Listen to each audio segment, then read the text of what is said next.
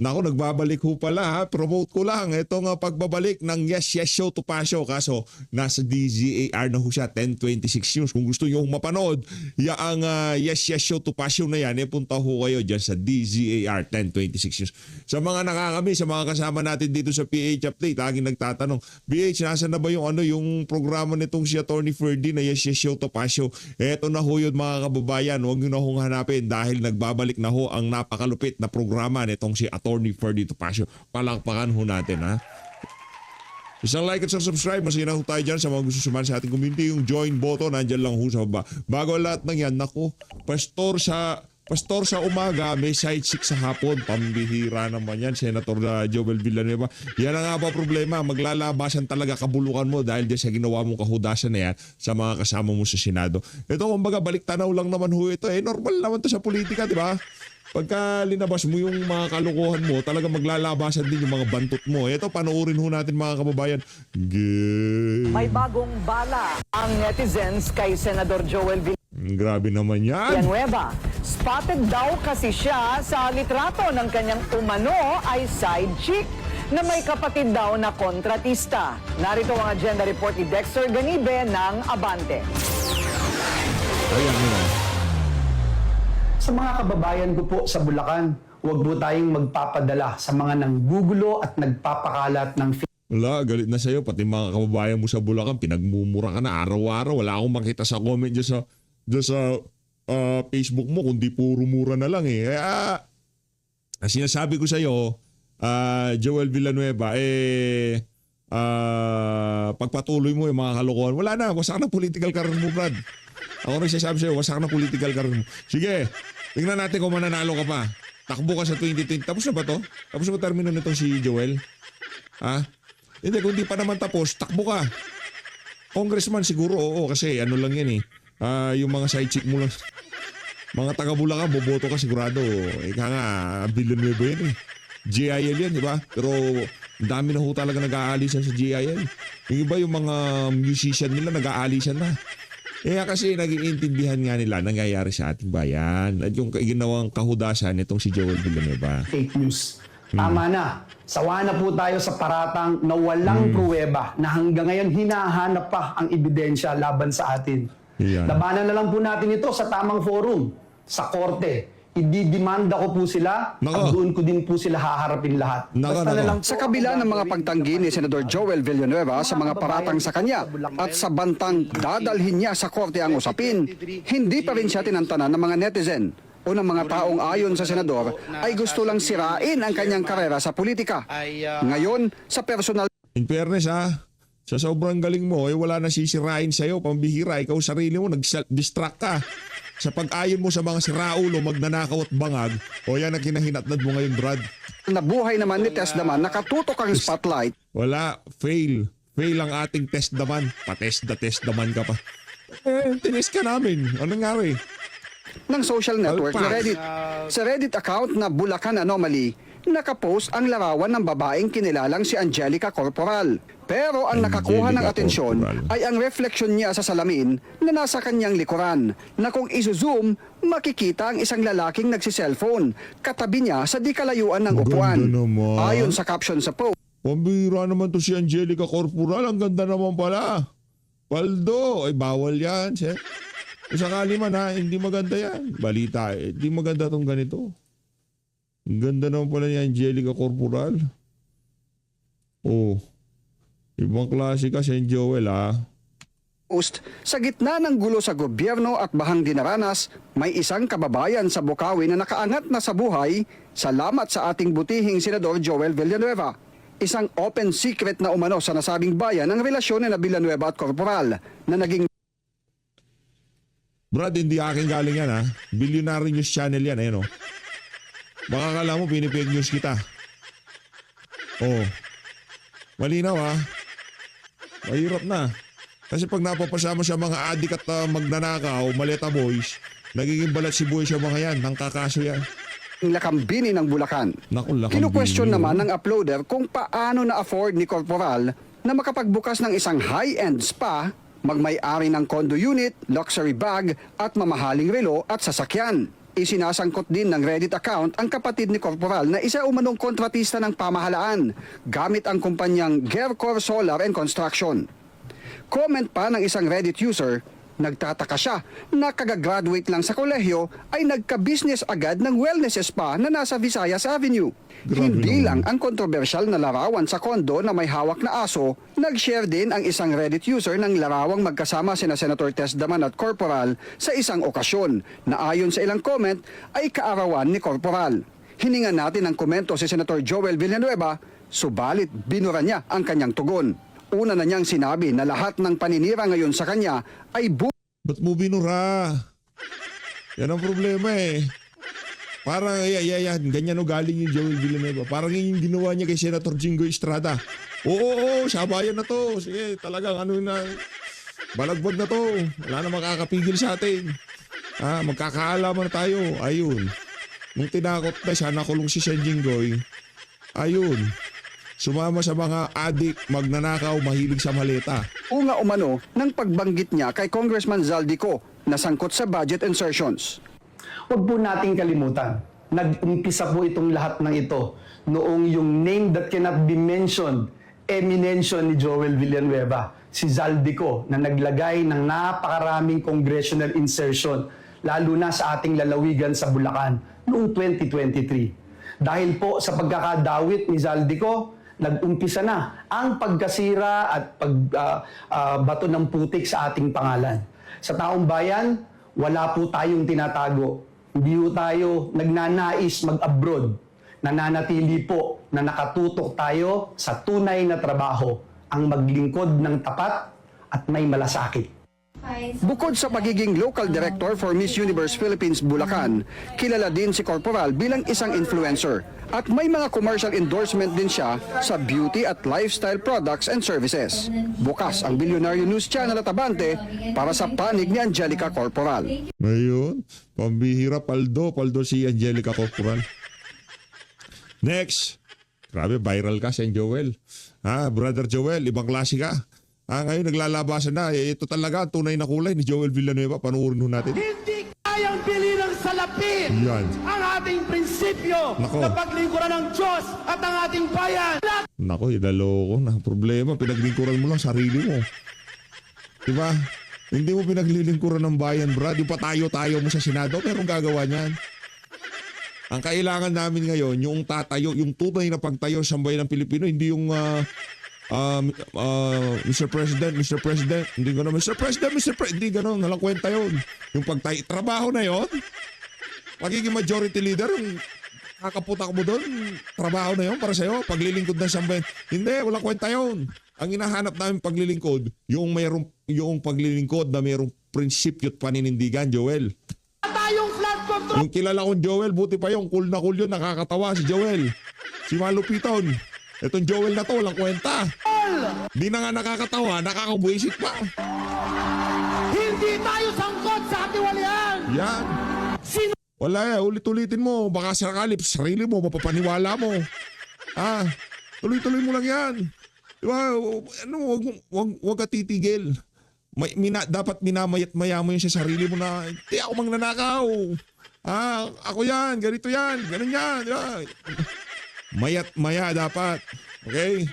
Sino ba ang unang nag-expose ng flood control? Yan. Sino ba ang unang nagsabi that there is 1.44 billion pesos a day budget of the government sa flood control? Hindi kaya. Eto, punta na ho tayo kay Yes Show. Yes Show. Dito kay Yes Show. Topacio, na-miss ko ho ito sa totoo lang. Pinapanood doon natin yan sa kasi yung istasyon na yan. Malupit yung istasyon na yan eh. Tinanggal si Atty. Ferdy Topacio para namang kawalan kayo kay Atty. Ferdy, di ba? Hindi yan wala kayong bilang. Ito yung ito yung teka lang hanapin ko. O yun, DZXL News. Dati nandito si Atty. Ferdy ngayon wala na siya dito. Mas okay. At least, di ba? Dito sa bagong tahanan ni Yes Topacio, talagang makakapag all out siya. Okay? Si Miss Jumi de Guzman, man. Nakakatawa lang yan. Talaga naman. Oh, di ba? At live na live po tayo ngayon sa DCAR SMNI Radio, YouTube at Yes, Facebook. So Grabe. join us. Wag niya lang, come, let us join us. Sabi nga ni Jojo Alihar. Ayos yun. At Ayan. kita nyo ha, birthday lang ni Birthday Victor. lang. Dahil birthday ni Victor ay nag-special session Oh. ang Senado. O, di Yun ba? pala yun. Kasi magiging 13 na sila. Kasi tumawid na ng bakod si Senator Joel Villanueva. At alam niyo po, baka akala nila ito ay tagumpay ng Senado o Ayan. ng bloke ni Senator Sherwin Gatchalian. Ayan. Ay ito po ay yung nangyayari rito ay isang madilim na araw para sa kasarinlan o independence ng ating Senado. Aray ko. Alright. Kasi, unang-una, bakit pinatawag tong special session na to? Huwag na tayong maglokohan pa rito, Mr. President. When I say Mr. President Marcos Jr., pinatawag nyo rito kasi gusto nyong kontrolin ang Senado. Pinatawag nyo to kasi para mawala yung gulos sapagkat na-pressure nyo na si Senator Joel Villanueva na lumipat sa bakod ng grupo ni Gatchalian. Si Joel Villanueva, hindi man nating matawag siya na senador eh. Diba? Hindi na gawain na senador yung ginawa niya na yun ng matinong senador. Diba? Oh. At paano nyo na-pressure sapagkat may mga kaso po na nakaamba laban kay Joel Villanueva mula sa tuta ninyong ombudsman. Huwag na tayo maglokohan pa. Yan lang po yan eh. Ha? Huwag nyo nang insultuhin ang aming talino, ang talino ng mga Pilipino. Alam po namin kung ano pong nangyari dyan. Sinampulan nyo si Jinggoy, nakulong, at sinabi nyo kay Joel Villanueva, pag hindi ka lumipat, pag nagmatigas ka dyan, ay yan din ang sasapitin ninyo.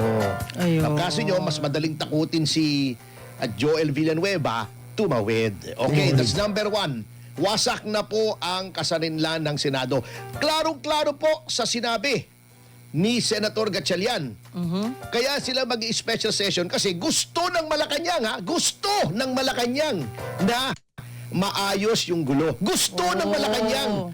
Kailan ba dapat sumunod ang Senado sa kagustuhan ng Malacanang? Hindi ba ang Senado ay bahagi ng lehislatura? Dalawang chambers ang legislature, the upper house, or the chamber of the Senate, and the House of Representatives, o lower house. Lower house, yes. Oo. Although ayaw nilang sabihin lower house kasi para daw sila ay parang inferior, di ba?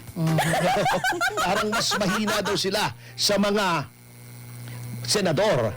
So, House of Representatives, okay, sige. May mga mas magagaling din naman na mga tao sa House na mas magagaling sa ilang senador, papatas lang naman sila. Pero ngunit, pagka sinabi mong gagawin natin to kasi gusto ng Pangulo na maayos na yung gulo dyan, sumusunod na kayo sa Pangulo. Sira na po yung independence ng ating Senado. Pinakikita nyo na kayo ay sunod-sunuran sa kagustuhan ng Malacanang. Okay, number 3 puntos. Bakit kailangang tumawag ng special session at kumuha ng isa, mam-pressure ng isang senador para kayo maging 13? That is an explicit admission na yung 12 ay hindi sapat para gawin yung ginawa ninyo. Yan ay pag-amin na ang 12 ay hindi quorum. Correct. Yan ay pag-amin na ang 12 ay hindi majority. Hindi po majority ng 24 ang 12, ang majority ng 24 ay 13. Yan ay pag-amin na malabo. Senator Gatchalian, ang iyong pagdepende o pag-rely sa Avellino versus Cuenco. At bakit po hindi talagang matibay? Sapagkat, alam nyo, hindi nyo nang sasabihin. Yan ang fault minsan. Hindi ko naman sinasabing niloloko tayo ni Win Gatchalian. Let's give him the benefit of the doubt. Alam nyo, may history kami niyang si Win. Kaibigan ko po yan.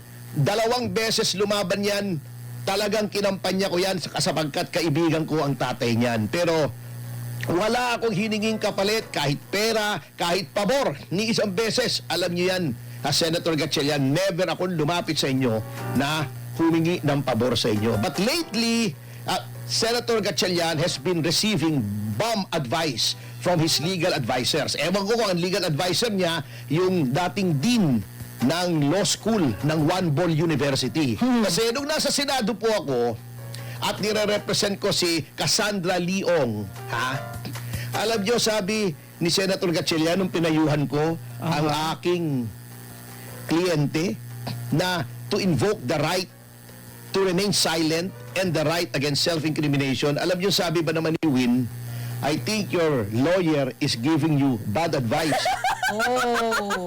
Paano naging bad advice yung rights ng Constitution? So ako, sumama ang loob ko kasi alam kong kaibigan ko siya, ayoko namang mang-away doon at nakakahiya naman, senador siya. I wrote him a 5-page letter. Sabi ko, Win, alam mo, mahal kita, kaibigan kita, pero huwag kang makikinig kung kani-kanino. Eto, pinakita ko sa kanya lahat ng batas, lahat ng desisyon ng Korte Suprema na nagsasabing the right against self-incrimination and the right to remain silent is available sa lahat ng proceedings, maging kriminal, maging civil, maging administrative, at pati na sa Senado. Ayun. Nakalagay Yun po pala. roon sa klarong-klaro. Kaya tumawag sa akin yung kanyang staff, sabi ni staff niya, si Ana yung pangalan. Sabi ni Senator, sorry daw, sabi ko, pambihira naman siya Ako, kailangan pa ba naman sabihin niya in public? Pero that being as it is, etong advice na ito ay mali na naman para sa akin, yung reliance sa Avellino versus Cuenco. Yan ang sinasabi ko nga, na ang batas, hindi ko po sinasabing kapag ikaw ay hindi abogado ay hindi mo alam ang batas. Meron ngang mga abogado hindi alam ang batas Katulad ni Representative Luis. Grabe na yan. Di ba? Kasi napakapangit nga nung mga sinasabi niya tungkol sa batas. Kala ko nagigim yung batas. At kaya ko nga si Representative Sendanya tabingi ang pangangatuwiran. Ala. Ayun na. Oo. Kasi nga, ang batas po, pinag-aaralan po talaga yan. Mahirap. Hindi ko nilalait yung mga hindi abogado. Kasi, we have to admit, parang ako, pagka sinabi, ako nakapag-aral tayo, di ba? Graduate tayo ng law. Pero pag sinabi mo sa akin, pare, drawing ka nga ng plano ng bahay. Malabo. Ba, hindi pwede. Paguguho yung bahay na yun. Parang flood control project yun, no? Di ba? Oo naman. Kasi, hindi ko kaya. Bagamat nakapag-aral tayo, medyo may talino naman tayo ng konti, hindi natin kaya, hindi natin linya yon. Yung batas, mahirap po yan. Yung Avellino versus Cuenco, very tricky yan. Kasi unang-una, that was decided under the 1935 Constitution na iba yung wordings kung ano yung majority. Number 2, sinabi na mismo ng Korte Suprema doon sa Avellino versus Cuenco na etong kasong to is dependent on the peculiar circumstances of the Senate at the time. Ano yung peculiar circumstances? Yung isa ay nasa abroad. Therefore, beyond the reach of the compulsory processes of the Senate. Number 2, yun pong Avellino versus Cuenco, nag-umpisa po yun ay may quorum. And then later on, nawalan ng quorum. Okay. Ito po, nag-umpisa, wala ng quorum yung ginawa ni Gatchalian. Okay?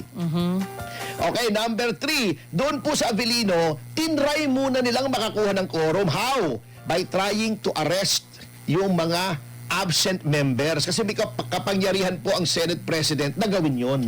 Dito wala silang ginawang ganon. Marami pong pagkakaiba noon. Eto, walang nasa abroad, walang quorum at the start, hindi katulad ng Avellino, at hindi po tinry na gamitin yung compulsory process para magkaroon ng quorum. Ibang-iba po yung Avellino. Kaya yan po ang dapat pinag-aaralan. Kaya nga po, yung sinasabi nila, eto, nagsampa na ng reklamo or petisyon sa ating Korte Suprema ang grupo ni Alan Peter Cayetano. At ang akin pong opinion dyan ay bilang isang payak na abogado na small time lang naman ay dapat po desisyonan ng Supreme Court yan. Notwithstanding Bulahin pa talaga tayo ni Atty. Ferdy Topacio. Payak na. na maaring maging moot and academic ang issue kasi kung makaka-30 na po sila ngayon. At 30 na sila ngayon. Bakit? Sapagkat napakahalaga po na i-determine kung yung ginawa nung una, nung Gatchalian Black, na bigla silang nag-sesyon na 12 lamang sila. Bigla nilang dineclare na may quorum at sila ay dineclare nilang vacant ang lahat ng posisyon. Pwera lang daw ang Senate President. Magulo nga po ang kanilang magulo ang kanilang stand eh. Hindi dineclare nilang vacant lahat ng posisyon ng Senado, no? Pero hindi yung nila, SP hindi. sabi nila, hindi namin kayang mag-elect ng SP kasi 13 kailangan sa SP.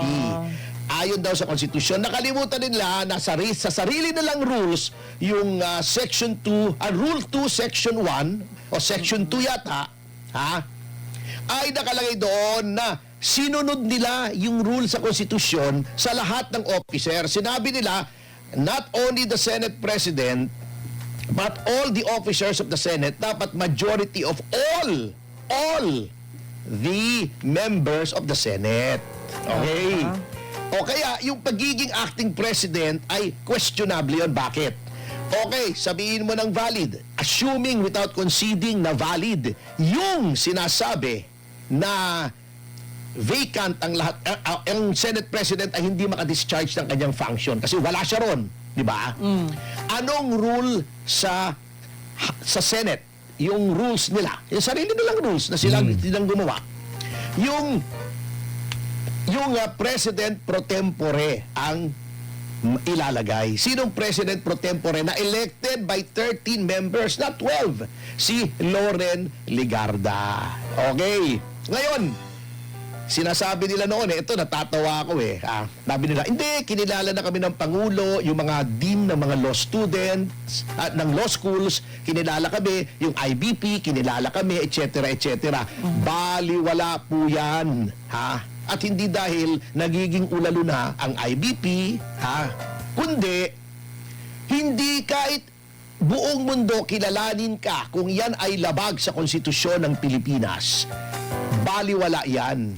Sapagkat ang konstitusyon po ang pinakamataas na batas. Hindi po pwedeng ibahin ang sinasabi sa konstitusyon kahit tayo ay mag-survey o kilalanin ka ng kahit sino dyan, yun pa rin ang nakalagay sa konstitusyon dahil yan ay konstitusyon. Hindi pwedeng baguhin. Pwede ba naman baguhin ng IBP ang konstitusyon? Pwede ba naman baguhin ng mga law deans ang konstitusyon? Hindi po. Oo. Kung anong nakalagay dyan ay nariyan na. Ayun. Kaya nararapat lamang po na dalhin na yan sa Korte Suprema upang malaban kung ano po ang talagang kailangan para sa quorum. Yan ba ay 12 o 13? Yan ba ay base sa 24? Lagi o iba?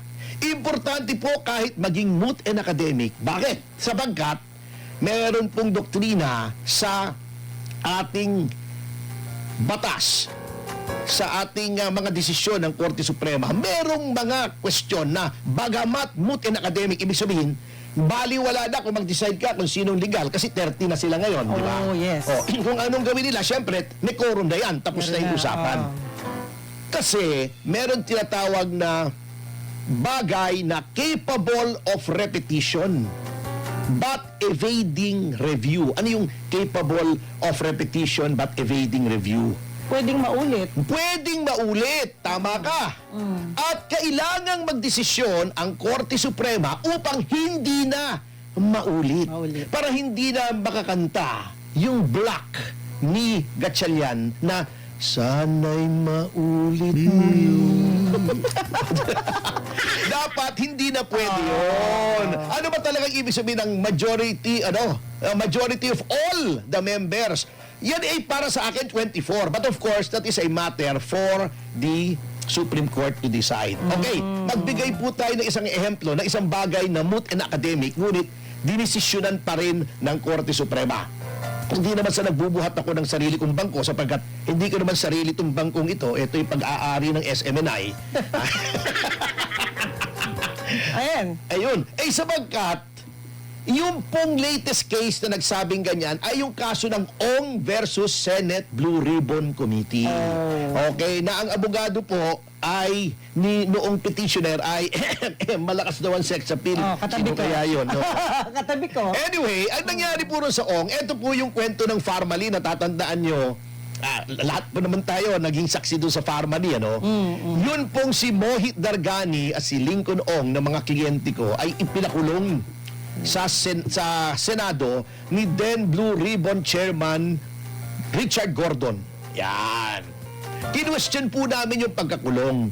Nung time na naglilitis po, pending yung kaso sa Korte Suprema, pinalaya na si Lincoln Ong asang ang si Mohit Dargani. So sasabihin nyo, bakit pa didesisyonan ng Supreme Court? Yan ay moot and academic. O sabi ng ibang hindi nagkakaintindi, mute and epidemic. Oo.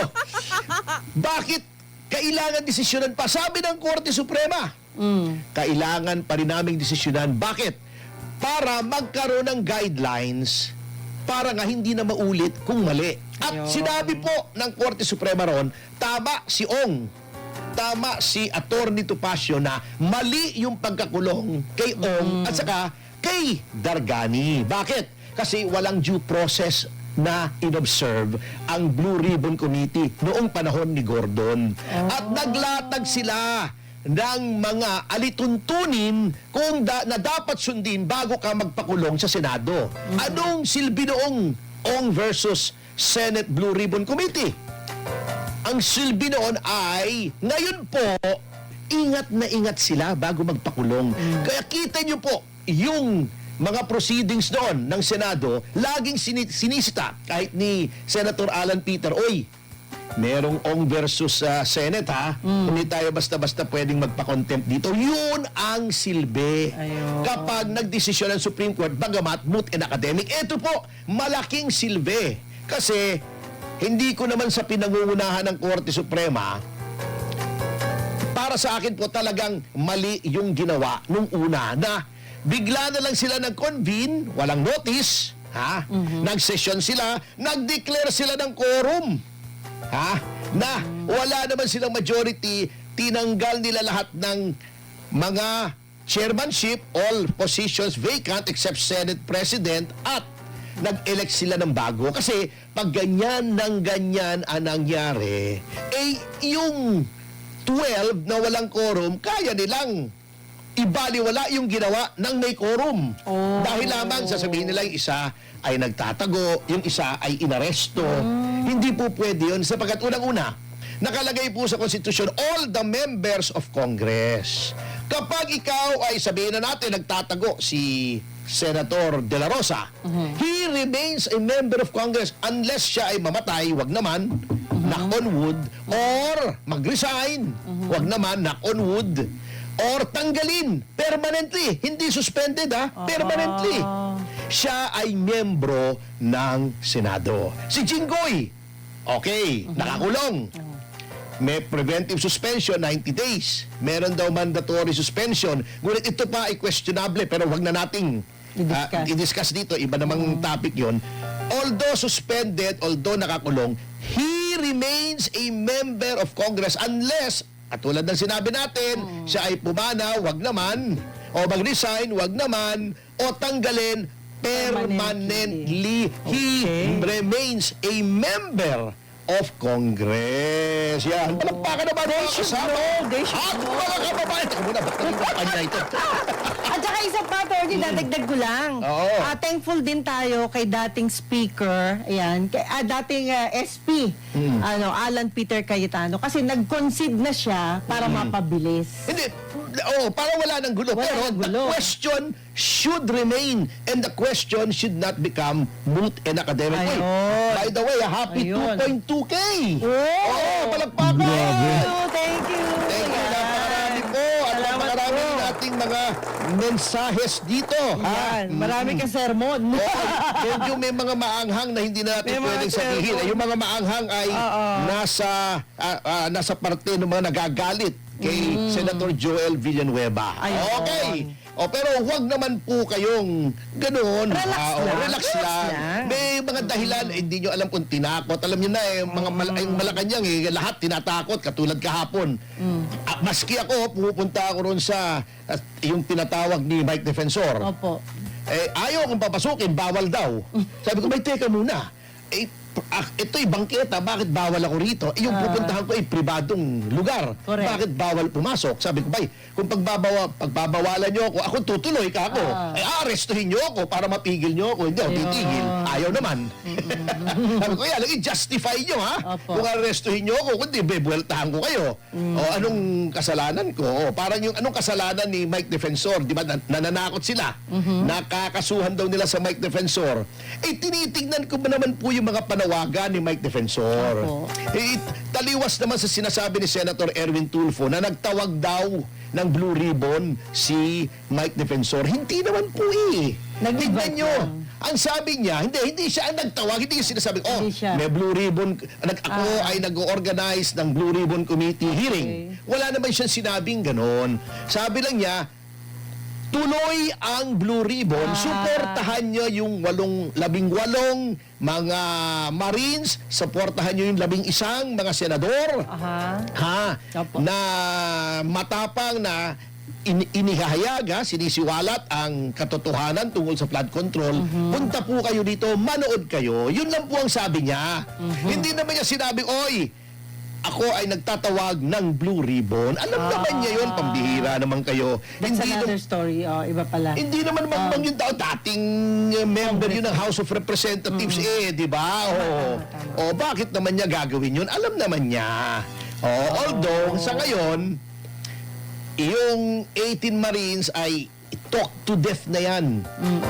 Para sa akin, hindi ko naman pinangungunahan din si Attorney Levy Baligod. Opo. Ang next step na po niyan, testingin na po natin kung talagang seryoso o sincero ang ating ombudsman. Opo. I-file na po natin sa ombudsman kasi wala na po tayong pag-asa sa Senado. Kung Blue Ribbon ang aasahan natin at magiging si Erwin Tulfo muli ang mapipili ngayon, kung saan iba-validate nila yung dating ginawa nila, ay patay na po tayo, hindi tayo pakikinggan dyan. Sapagkat unang-una, may mga alegasyon na may maleta rin siya. Paano yun? Si Ping Lacson, may alegasyon, may maleta. Si Tito problema. Sen, di ba? Gagawin Paano natin. tayo makakakuha ng katarungan at paano natin mailalabas ang katotohanan kung na-regulatory capture na, nasaklawan na rin ng Malacanang ang Senado. Testingin na lang natin. No choice na tayo Bagamat wala tayong believe kay Boying Remulla, no choice tayo. Testingin natin. Baka naman, miracles still happen. Baka magising. At bago po tayo mag-break, mga kasama, huwag na kayong magalit kay Joel Villanueva. Alam ko may dahilan siya. Tandaan na lang natin yung nakikita natin, di ba? Ikaw, di ba sumasakay ka ng jeep? Opo. Di ba may mga nakalagay doon, di ba yung barya lang po sa umaga? Opo. Di ba may nakalagay din doon? God knows who does, not pay. At sa notang yan, mga kasama, magbabalik ang Yo. Lagi, mauna ka na. Yes! Maraming salamat po. Ayan. Sabi ni Cathy. Ano ba to? Okay naman, masakit naman kayo magsalita kay Joel. Wag naman. Hayaan nyo, intindihin natin yung tao. Sabi nga ng ating Panginoong Jesus, di ba, nung pinapako siya, Opo. Diyos ko, Ama ko, patawarin nyo sila sapagkat hindi nila alam ang kanilang ginagawa. Tama. Yan. Sabi, Ridelin de la Cruz, nakakalungkot talaga ang sitwasyon ngayon. Sana 2028 na bukas nang matapos na yung kalagayan natin. God bless us, Lord. Pero, alam nyo po, ingatan din natin mga kasama ha, yung ginagawa nila na unti-unti parang kinukondisyon nila ang utak ng mga mamamayan na pwedeng less than 16 ang pwedeng bumoto para ma-convict si VP Sara Duterte ha. At tulad ng sabi ko, dalawa po ang pakay kung bakit ginugulo ng administrasyon na ito ang Senado. Number one, para pigilin yung Blue Ribbon Investigation. Kasi Ayan. lalabas po na sangkot ang mga kaalyado ng Malacanang ng mga congressmen at sa mga senador at baka pati ang Pangulo ay lumabas. Hindi ko sinasabi ha, hindi ko siya inaakusahan, baka. Kaya kasi hindi ko malaman kung bakit lahat na lang ginagawa nila para mabara yung Blue Ribbon na ang chairman noong nag-reorganize ay si Pia Cayetano at ang chairman ng subcommittee ay si Rodante Marcoleta na nakatutok sa flood control. Wala na pong pag-asa yung flood control, yung ICI. Wala na. O, may narinig na ba kayo kung ano nangyari sa ICI? Wala. Tinabunan na nila. O, yung Blue Ribbon, wala na. Mission accomplished sila. Ngayon, ang ginawa nila, ha? Kita nyo, ha? Baka hindi nyo napapansin yan, ha? Ngayon, na-reorganize na, may 30 na sila. So, hindi na maki-question ngayon. Although dapat ituloy yung kaso, yung sa nangyaring 12, ngayon 30 na sila. Opo. Katulad ng sinabi ko, kaya nila pinilit kumuha ng 13 ay para sapagkat yan ay pag-amin na yung 12 ay hindi sufisyente, not enough. Okay. Kita nyo, pinilit Ayun na nga mga kababayan, kung gusto nyo mapanood ng kabuuan, hindi, tapusin na natin. nila noon. Ang ganda mo ng punto nitong si Atty. Ferdy. Alam nyo, pag sinabi ng ating Korte Suprema na hindi sapat yung 12, lahat ng ginawa nila null and void. Kita nyo yan, ito ang gagawin nila ha. Katulad ng ginawa na nila. Okay. Na questionable ngayon, iraratify nila yan. Di ba? Kapag ang ating Vice President o anyone other than the President, kasi ang Pangulo on impeachment trial, ang presiding officer ng impeachment court ay ang Chief Justice ng Korte Suprema. Parang yung nangyari kay Pangulong Erap Estrada, di ba? Si Chief Justice David noon. Opo. Ngayon, kung anyone less than the President, katulad doon kay Chief Justice Corona, ang presiding officer ay ang Senate President according to the impeachment Yes. rules. Oh. Kung sinong Senate President. Ngayon, ginawa nilang Senate President si Win Gatchalian na hindi abogado na may problema sila. Ang solusyon noon, nung akala nila ay mag-impeachment trial na ang Senate President ay si Tito Juan Bolsoto, ay meron silang tinatawag na elect daw sila ng impeachment manager na ang kanilang napipisil ay si Kiko Pangilinan Kiko para Pangilinan. abogado. Oh. Eh, legally, that is founded on legal quicksand, mga kasama. Kasi wala naman sa konstitusyon at wala naman sa rules. Impeachment manager. Wala yun. Manager ng basketball, baka pwede si Kiko. Di ba? Yung mga Yan, liga-liga sa barangay. Yun lang ang level ni Kiko eh. Hindi, taga-dilig ng Pichay.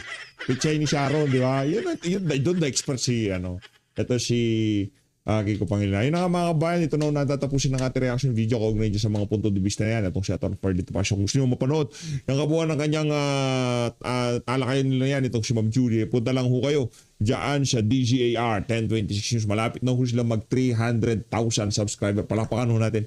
Ibang klase talaga. Bilis. Maraming salamat mga kabayan.